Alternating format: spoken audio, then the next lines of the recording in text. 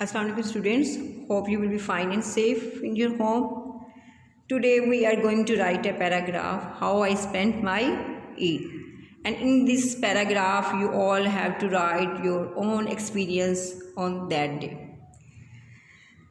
Okay students, different nations of the world celebrate their different national and religious festivals.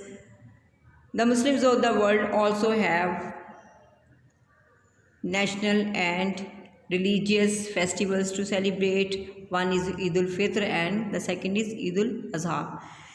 And in this paragraph we will discuss about our Eid ul-Azha, how I spent my Eid day. Before 1 week of Eid, my father brought a cow to sacrifice. Me and my siblings were very excited. At Chand Raat, we cousins gathered and put mehndi on our hands.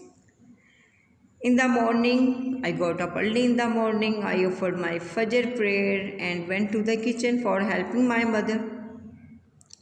At 6:30, I took a bath and put on my new clothes, my new dress, my new frock, whatever you want to wear, you want to write. After my father and brothers went to the masjid, went to the mosque to offer prayer. After prayer, my father and brother came to home. We greeted each other and my father and brother cut the cow. Then my mother divided the meat into 3 equal parts. We distributed meat among our relatives, neighbors and poor people. On that day, we invited our relatives.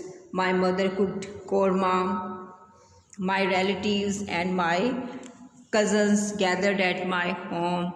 After Zohar prayer, I enjoyed my lunch with my cousins. Then we enjoyed chatting, tea, and had an amazing time. After lunch, I helped my mother in washing pots. In the evening, we cousins went to ice cream parlor and enjoyed ice cream. That night, we arranged a tikka party.